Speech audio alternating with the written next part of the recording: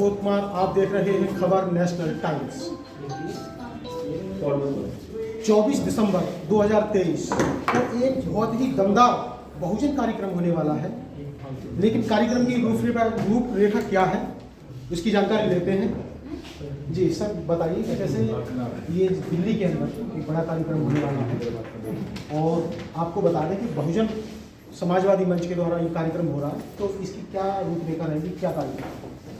Basically जो ऐसे हमारे जो महापुरुष हैं, विचारधारा को फैलाने के लिए जो हमारे जो बुजुर्ग हैं, उन्होंने जो काम किया, मान्यवर काशीराम साहब ने उनको एक चीज़ जगह संजोया और उन्होंने इतना परिवर्तन समाज में किया कि हम पॉलिटिकली और एजुकेशनली बहुत सारी चीज़ों पे हम दोबारा से आए।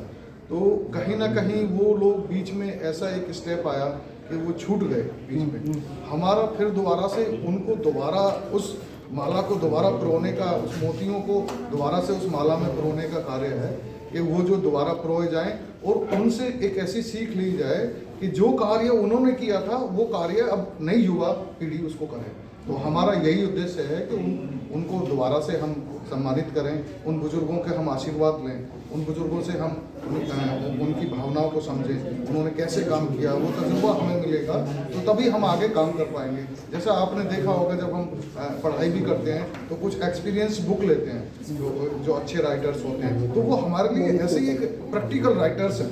उनसे हमें सीखना है कि कैसे प्रैक्टिकल में उन्होंने काम किया, क्या क्या उन्होंने वेदनाएं सही, क्या क्या उन्होंने संघर्ष किए, उन सबको जब वो बताएंगे हमें, हम उनसे मिलेंगे, पता चलेगा तो हम उनको कंक्लूड करेंगे, उनको एक पेपर में, एक मैगजीन में उतारेंगे। तो उनसे जब पता चलेगा उनको बांटेंगे, फिर दोबारा से बच्चों को जो हम कार्य कर रहे हैं उन सबको बांटेंगे तो समझ में आएगा, नई पीढ़ी को पता चलेगा कि हमारे बुजुर्गों ने ये कार्य बड़ी कुर्बानी के साथ हमें यहाँ तक ला के दिया है। तो ये हमारा उद्देश्य है कि उनको दोबारा से कैसे अपने जहन में उतारा जाए, यही हमारा उद्देश्य है। जिस तरह के जैसे कार्यक्रम है, तमाम इस तरह के कार्यक्रम होते हैं, अगर दूसरे संगठनों की बात की जाए तो तमाम बहुजन कार्यक्रम या फिर महापुरुषों के नाम पर कार्यक्रम हो रहे दूसरे संगठन चलाते हैं। जैसे सम्मान समारोह की बात कर रहे हैं तो दूसरे संगठनों में और जो आप कार्यक्रम करा रहे हैं उसमें क्या क्या डिफरेंस है, क्या देखो, अंतर की बात कहें तो कहीं ना कहीं हम एक दूसरे में डिफरेंस पैदा करते हैं।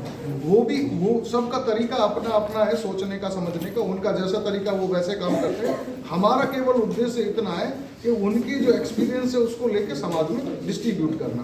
कौन कैसे करता है हम उस बात पे नहीं जाएंगे, हमारा केवल उद्देश्य इतना है जो अच्छा लेखक होता है उसकी ज़्यादा बुक बिकती है और अच्छा प्रैक्टिकल काम करता है तो उसको ज़्यादा सराहा जाता है। हमारा मोटो केवल यही है कि उनके जो वेदना रही है, उन्होंने जो काम किया है, उस संघर्ष को सभी में बांटना। हमें किसी से अंतर पैदा नहीं करना है और वो भी हो सकता है वो हमारे साथ आ जाए, हम उनके साथ आ जाए। मतलब ये है कि हम तमाम जैसे ये कार्यक्रम तो करते हैं, लेकिन अभी भी जो शोषण का शिकार की बात करूँ, क्योंकि दूसरे संगठन भी तमाम आवाज़ उठा रहे हैं, तमाम कार्यक्रम भी कर रहे हैं, सम्मानित करते हैं, लेकिन शोषण अभी भी बहुत चरम सीमा पर है। तो इस तरह के कार्यक्रम होने के बावजूद भी शोषण बढ़ता जा रहा है। सर क्या क्या क्यों इस तरह से?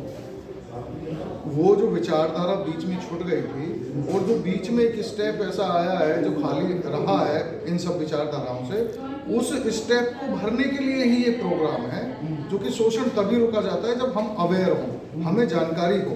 जब हमारा अधिकार नहीं मिलेगा तो उसे हमें छीनने की आवश्यकता होती है। तो हमें वही काम करना है कि उस शोषण को कैसे खत्म किया जाए, और वो विचारधारा से होगा। वो हमारे बुजुर्गों की जो विचारधारा है, उन्होंने उस शोषण को कई हद तक कम किया था, फिर दोबारा एक स्टेप बीच में टूट गया है, तो उस स्टेप को पुनः जोड़ने का हमारा कार्यक्रम है। जी सर, बताइए कि जैसे अभी मैं आपको बता दूं, भस्म करेगा मनुवाद को भस्म। आप मनुवाद को कैसे भस्म कर सकते हैं, मतलब कैसे हम कर सकते हैं मनुवाद को, क्योंकि इतने बड़े स्तर पर उनका इस तरह से चल रहा है, तो कौन सी विचारधारा सब कर सकते हैं? बहुत अच्छा सवाल किया आपने। इसके लिए हमारे महापुरुष हुए हैं, बाबा साहब ने एक वॉल्यूम में इसके बारे में दे रखा, पूरी व्याख्या दे रखी है। मुझे इसका थोड़ा अफसोस है, अभी भाई साहब अरविंद जी बात कर रहे थे कि अधिकार जो है मांगे नहीं जाते, छीने जाते हैं। तो वही व्यवस्था यहाँ पर जो है, इस व्यवस्था की जो क्या नाम, हमारे महापुरुषों ने, बाबा साहब ने इतनी बेहतरीन व्याख्या करी अपने वॉल्यूम में। मुझे समाज से थोड़ी शिकायत है कि मैं समाज जो है इन वॉल्यूमों को उठाएं, उन किताबों को उठाएं। काशीराम साहब ने इसे बहुत बेहतरीन, तो उसका सबसे पहला कारण जो क्या, पहला जो समाधान है वो है जागरूकता। क्यों सिटी, जब तक हम जाकर के लोगों तक, इसीलिए हम ये काम कर रहे हैं, हम डोर टू डोर गांव गांव हम जा रहे हैं, हमारी पाठशालाएं चल रही है हमारी इस बहुजन समाज मंच की। तो हम पहले बचपन से बच्चों जो पढ़ते आ रहे हैं फर्स्ट क्लास से, उनको भी फोकस कर रहे हैं हम, युवाओं और महिलाओं को फोकस कर रहे हैं हम। तो इसमें सबसे जो बड़ा कारण बताया है मानव काशीराम साहब ने बताया है जागरूकता, उसमें लिखा भी है, चमचा युग में ये लिखा भी है, किताब आप जब देख लीजिएगा। तो उस पर हम ये काम कर रहे हैं। दूसरे नंबर पर काम कर रहे हैं कि बाबा साहब से संबंधित, जैसे काशीराम साहब ने पहले अम्बेडकर मेला या क्या नाम है सचल मेला के नाम से अम्बेडकर मेला नाम से चलाया था, तो हम भी इसी प्रकार से एक ऐसे मेले का मेला, जैसे अभी हमारा 24 तारीख होने वाला है, लेकिन मेला मीन्स ऐसा नहीं रोज, हमारा मेला मीन्स हर रोज एक विचारधारा चलेगी। तो हमारा मन जो है अधिक से अधिक जो हमारे साथ काम करने का है वो है अधिक से अधिक जागरूकता फैलाना, यही माध्यम समाधान को जाता नहीं है। आप कितने लोगों तक पहुंच रहे हैं अपनी जागरूकता, जैसे आप कैडर की बात कर रहे हैं, पाठशालाओं की बात कर रहे हैं, तो जैसे यदि मैं उत्तर प्रदेश की बात करूं या फिर किस किस एरिया में आपकी जो पाठशालाएं चल रही हैं, पाठशालाएं चल रही हैं? बहुत अच्छा, मैं इसलिए आपको धन्यवाद देता हूँ जो आपने मुझे ऐसा मौका दिया और मेरे लिए इस तरह की बात मुझसे पूछी है। मैं करीब 5 राज्यों में इस तरह कार्य कर रहा हूँ, इसमें मध्य प्रदेश भी है, राजस्थान भी है, हरियाणा भी है, दिल्ली भी है और पश्चिम उत्तर प्रदेश है। अपनी ज़िंदगी में अब तक पिछले 10 से 12 साल के अंतर्गत मैंने लगभग 1200 से ऊपर 1200 से ज़्यादा ही होंगे, ऐसा मेरा मानने का लिस्टेड है। कितना समय कैडर मैंने दिया है, पिछले 12 साल मेरे पास हो चुकी हैं और मैं गाँव गाँव कैडर दिया हूँ और मुझको ऐसा बहुजन समाज मंच मिला है जिसके साथ मैं इनके साथ जुड़ा हुआ हूँ लोगों के साथ में। तो अब इसी वही सेम थियरी यहाँ पर है और ये सेम थियरी हमारे महापुरुषों ने लगा चलाई है। चाहे आप ज्योतिराव फुले को देखिएगा, सत्यनारायण फुले को देखिएगा, उन्होंने भी स्कूल से काम किया था, बच्चों को पढ़ाना स्टार्ट किया था। तो वही यहाँ पर हमारा मेन थीम यहाँ पर है। जी जी, हम जागरूकता की बात कर रहे हैं, अवेयरनेस की बात कर रहे हैं, लेकिन जैसे पहले से की अगर बात करूँ तमाम कार्यक्रम, भीम ज्ञान चर्चा की बात करूँ या फिर और कार्यक्रमों की, तमाम जागरूक हो रहे हैं, लेकिन फिर भी अत्याचार हो रहे हैं, हम रोक नहीं पा रहे हैं। क्या पहला जागरूक कार्यक्रम नहीं? जी, बहुत अच्छा सवाल आपने किया है, ये मैं बड़ा खुश हूँ इस बात से कि इतने सारे कार्यक्रम हो रहे हैं, इतने सारे संगठन काम कर रहे हैं, तो फिर आउटपुट कैसे नहीं आ रहा है? एक बहुत अच्छा सवाल। और आज की डेट में मेरा मानना है सबसे बड़ा सवाल यही है कि 31.5 लाख संगठन हमारे देश के अंदर है। नागपुर में मीटिंग हुई थी, उसमें इन लोगों ने डाटा निकाला जिसमें 4.5 लाख संगठन सक्रिय रूप से हैं। मीन से कहना चाहता हूँ अगर एक आदमी इन संगठनों से आ जाता है तो 4.5 लाख तो सक्रिय लोग होंगे, बाकी 3.5 लोग जो संगठनों के लोग एक आदमी रहता है। इतनी संख्या में अगर हम एक जन आंदोलन को इसको दें तो एक बहुत बड़ा परिवर्तन हो सकता है। काशीराम साहब जैसे लोग थे भी नहीं अगर हम ऐसा करते हैं तो इसमें मेरा जो मानना है, तो कारण क्या है, पीछे क्यों हो रहा है, लेकिन क्यों हो रहा है, क्या मामला है? इसलिए कारण सिर्फ ये है कि जो बाबा साहब की हम लोग we all are taking the name of Baba Saheb, जय भीम और we are doing only and only, बस। तो हम सिर्फ जय भीम कर रहे हैं। हमने किसी ने भी जाकर उन किताबों को नहीं उठाया जिन किताबों में खजाना है, उन किताबों में कुबेर है, उन किताबों में क्या नाम है, इतना बड़ा तिलिस्म है जिनसे एक आदमी तो नोबेल प्राइज लेगा उन किताबों को पढ़ करके। उसने खुद कहा है हमारा जो बजट का क्या नाम है, उसमें बॉम्बे प्रेसिडेंसी बजट पेश किया है 15.5 करोड़ का होगा, उसमें जो है बजट उसके सामने कह रहे हैं बाबा साहब हमारे। तो जैसे मैं कहना चाहूँगा, चाहे हमारे यहाँ पर दामोदर घाटी परियोजना हो, चाहे हमारे भाखड़ा नागल हो, चाहे कितनी भी हो, उन सबके पीछे बाबा साहब ने किताबों में लिखा है, सेम समाधान लिखा है। लोग कहते हैं समाधान क्या है, अक्सर हमारे आपके मीडिया बंधु हमसे पूछते हैं कि समाधान क्या है। मैं उनसे कहना चाहता हूँ, संगठन से कहना चाहता हूँ कि समाधान भैया किताबों में है, उन काशीराम लिख के दे दिया। वो जानते थे कि हमारे पास ये चीजें खत्म हो जाएंगी, तो उन किताबों को उठाओ, अच्छे से उठाओ। और इसमें जो है लिखा है कि अगर समर्थवान बनना चाहते हो तो उसके लिए सत्यनिष्ठ होना आवश्यक है, ये कार्लाइल ने कहा है। जी जी सर, अभी आपने प्रोग्राम के लिए कहा था, लास्ट सवाल है कि प्रोग्राम के लिए कहा था कि ऑल ओवर इंडिया से 1000 लोगों की आने की संभावना है। तो ऑल ओवर इंडिया से जैसे आप जगह जगह जागरूकता कार्यक्रम भी करते हैं, कैडर भी करते हैं, पाठशाला भी चलाते हैं, लेकिन फिर भी 1000 लोगों की संभावना है। सर हम तो चाहते हैं अधिक से अधिक आए हमारे पास में। हम लोग इसे मैं खुद की अपने वो समझ रहा हूँ कि हम लोग उन तक पहुँच नहीं पा रहे हैं। हम लोग हर रोज जा रहे हैं, उनसे मिल रहे हैं जाकर के पूरे देश में। आपके चैनल के माध्यम से और मीडिया बंधु हमारे पास आए थे, उनके माध्यम से हम ये कहना चाहते हैं कहीं भी भाई पूरे देश के किसी भी कोने में जो विचारधारा में शरीक रहा हो, अपनी जिंदगी कुर्बान की हो, तो हमारा उनसे निवेदन है, आग्रह है, अनुग्रह है, विनती है कि वो लोग हमसे संपर्क करें और हमको सम्मानित करने का प्रयास करेंगे। किसी भी प्रकार की कोई आर्थिक समस्या है तो हमसे संपर्क करें, तब भी हम मदद करेंगे। हमारा मकसद उनकी विचारधारा को पूरे देश में, समाज में फैलाना है, जिससे हमारा एक नया तबका फिर से स्टार्ट हो, फिर से एक नई क्रांति हो, नया जन्म। जी जी जी, आप जैसे शिक्षा की बात कर रहे थे और शिक्षा की बात कर रहे थे, एजुकेशन की बात कर रहे थे, लेकिन जैसे महिलाओं को शिक्षित होना चाहिए, लेकिन आज के डेट में भी महिलाओं पर सबसे ज़्यादा अत्याचार हो रहा है क्योंकि जागरूक नहीं है ना महिलाएं। यही हमारा इस संगठन का जो कार्य है, हम यही कार्य कर रहे हैं, गांव-गांव जाके महिलाओं को जागरूक कराने। क्योंकि जो महिलाओं के साथ जो शोषण की शुरुआत होती है वो उनके खुद के घर परिवार के अंदर से होती है। क्योंकि जब एक लड़की पैदा होती है तो उसको बता दिया जाता है कि उसका क्या दायरा है, उसको एक जगह बाउंड कर देते हैं और लड़कों को कहीं ना कहीं आज़ादी दे देते हैं। तो जब तक उनको अपने राइट्स ही पता नहीं चलेंगे तो वो फाइट किससे करेंगी, ना घर वालों से। तो लड़कियों को जो शुरुआत करनी पड़ेगी अपने लिए लड़ाई की, वो घर से शुरू करनी पड़ेगी। पहले अपने आप से लड़ना पड़ेगा, अपने आप को मजबूत बनाना पड़ेगा, फिर अपने माँ बाप से लड़ना पड़ेगा, अपने अधिकारों को मांगना पड़ेगा। जब कहीं ना कहीं उनके माँ बाप समझेंगे तब वो समाज में निकलेंगे। जिस दिन समाज सुधरेगा एक न एक दिन देश भी सुधर जाएगा। जी जी सर, आप कह रहे थे हू द पीपल और हमें बी द पीपल तक आना है, लेकिन आप हू द पीपल की बात कर रहे हैं।